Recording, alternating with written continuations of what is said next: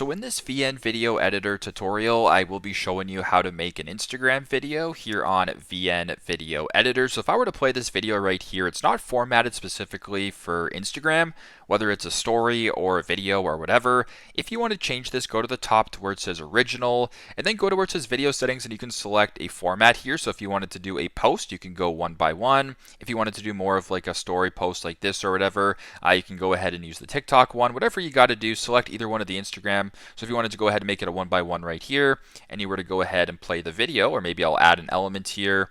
Let's add the Instagram logo, whatever, just as an example. Maybe you wanted to put this below or whatever. If I were to play the video right here, it is now formatted in a way for Instagram, which is pretty sweet and cool in this case. So pretty simple, but that is how to make an Instagram video here on VN Video Editor. Thanks again for watching, and hope this helps.